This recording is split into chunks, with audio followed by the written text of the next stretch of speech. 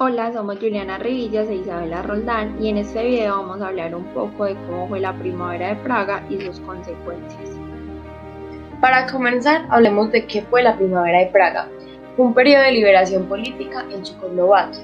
Fue un movimiento que buscó modificar progresivamente los aspectos totalitarios y burocráticos que el régimen soviético tenía en este país y avanzar hacia una forma totalitaria del socialismo, al legalizar la existencia de múltiples partidos políticos y sindicatos.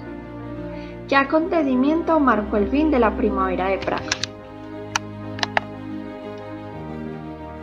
Como todo tiene un inicio y un final, en la primavera de Praga el inicio es cuando los eslovacos estaban especialmente resentidos por la concentración de poder en Praga. Los intelectuales comunistas empezaron a inquietar. Una nueva generación de jóvenes estaba llegando a la mayoría de edad y ansiaba más la libertad, incluyendo el contacto con Occidente. La búsqueda de un modelo económico más apropiado y receptivo llevó a la comprensión de que se necesitaban cambios en la política. Tenía que haber más libertad para discutir los problemas del país y la toma de decisiones tenía que ser más ágil y menos burocrática. Gracias a esta situación se decide reemplazar el mando de este país, el cual fue tomado por Alexander Dubček. Este hombre plantea sus reformas, las cuales consistían en construir una sociedad más libre y autónoma. Un tiempo después, la Unión Soviética decide enviar una gran cantidad de tropas y soldados del Pacto de Varsovia, en donde están incluidos la Unión Soviética, Bulgaria, Hungría, Alemania Oriental, Polonia y Rumania. En la firma del tratado, los países miembros se comprometían por un periodo de 20 años a prestarse ayuda militar mutua en el caso de que cualquiera de ellos fuese atacado por una potencia extranjera. El fin de la primavera de Praga se marca en la invasión, en donde fueron casi 600 soldados los que participaron en la ofensiva, ante la que los checoslovacos se le pudieron oponer una resistencia pacífica y pacífica. ¿Cuáles fueron las ideas y reformas que planteó Dubček para suavizar el régimen comunista? Alexander Dubček fue un político checoslovaco líder de este país entre 1968 y 1969, conocido por su intento de reformar el régimen comunista. Las reformas de la Primavera de Praga fueron un fuerte intento de Dubček para otorgar derechos adicionales a los ciudadanos de Checoslovaquia, en un acto de descentralización parcial de la economía y de la democratización. En enero de 1968, Alexander fue elegido primer mandatario de Checoslovaquia y puso en marcha unas medidas para la democratización del régimen. Entre ellas se encontraban la libertad de prensa, la libertad de expresión y la autorización de organizaciones políticas no comunistas. Dubček no pretendía acabar con el régimen comunista, sino más bien suavizarlo. Las ideas reformistas de Alexander eran claras. La población checa necesitaba más libertad ante las estrictas normas expuestas por el régimen soviético. Se promovieron ideas socioeconómicas y los ciudadanos recuperaron una gran parte de sus libertades y derechos, pero el mundo en la segunda mitad del siglo XX, con su lucha de bloques y un delicado equilibrio de poderes, no podía permitir que Checoslovaquia floreciera aún. ¿Cuáles fueron los cambios que la primavera de Praga trajo para los medios de comunicación? Alexander Dubček anunció en abril de 1986 un cambio de dirección hacia un gobierno calificado como socialismo con rostro humano. Se introdujo la libertad de expresión, lo que dio lugar a la aparición de revistas y a debates políticos en la televisión. Los estudiantes checoslovacos con sus cuellos de tortuga y largas melenas llenaban las calles de Praga y daban a la ciudad un aire bohemio y de libertad. Intelectuales y artistas se reunían en los cafés y clubes de jazz cerca de la plaza Venceslao y la poesía y el teatro florecían a su alrededor.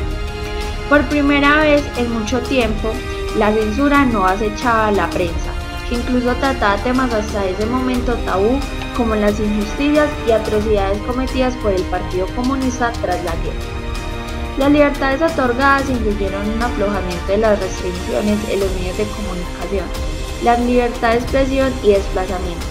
Los medios de comunicación comenzaron a funcionar con fluidez y la televisión y la radio por fin podían dar opiniones públicas. Todo parecía funcionar en favor de Dubček. La Unión Soviética estaba expectante ante los hechos que venían ocurriendo, ya que su hegemonía comenzaba a tambalearse, y los demás países de Europa del Este estaban muy atentos a lo que ocurría en Checoslovaquia. Según diversos análisis, esta aprobación fue clave en el descontento de la Unión Soviética, abiertamente reacia a que hubiera dentro de su bloque medios que criticaban el rígido sistema comunista y sacaran a la luz, sin matización, el terror de la época stalinista. ¿Cuáles fueron las repercusiones que la Primavera de Praga trajo para Checoslovaquia y su entorno? Estas repercusiones se dividen en 4 puntos muy importantes. El primero es la invasión. Las reformas presentadas en Checoslovaquia empezaron a preocupar en la Unión Soviética y en otros países de la zona. Temerosos de que sus poblaciones exigieran cambios políticos, la noche entre el 20 y el 21 de agosto de 1968, los tanques de 5 miembros del pacto, la Unión Soviética, Alemania Oriental, Bulgaria, Polonia y Hungría, atravesaron la frontera y tomaron el control. Fueron casi 600.000 soldados los que participaron en la ofensiva, ante la que los checoslovacos solo pudieron oponer una resistencia pacífica y pasiva. La segunda repercusión fue la caída de Duque. A pesar de controlar sin demasiados problemas el país mediante los soldados enviados, los soviéticos no consiguieron acabar con las demandas de mayor libertad. Duque había sido arrestado la misma noche de la invasión, pero no fue expuesto de manera inmediata. En lugar de eso, fue trasladado a Moscú y obligado a firmar un protocolo en el que se acordaba que iba a continuar en su puesto, aunque moderando las reformas. La tercera repercusión fue el fin de las reformas. Ya con el nuevo dirigente, todas las reformas fueron anuladas. La economía volvió a ser centralizada y se volvió a establecer la censura, eliminándose así la libertad de asociación y la libertad de prensa. La cuarta y última repercusión fueron los cambios políticos y culturales. La Primavera de Praga tuvo una serie de consecuencias en otros países que llevaron a un cambio en la visión que la izquierda tenía sobre la Unión Soviética. Dentro del mismo bloque comunista, Rumania y Yugoslavia se afirmaron en su independencia política, con críticas a la actuación del Pacto de Varsovia. En Occidente, muchos partidos comunistas empezaron a marcar una mayor distancia con los soviéticos. Por último, en Checoslovaquia permaneció el pozo creado por estos meses de reforma. Tanto en la literatura como en el cine, este hecho histórico ha tenido una gran repercusión. El mismo autor, Pablo Neruda, lo resume: podrán cortar todas las flores, pero no detendrán la primavera. Ese fue un resumen detallado de todo lo que ocurrió en la Primavera de Praga. Esperamos que les haya gustado y que hayan aprendido un poco de ese acontecimiento tan importante de la Guerra Fría.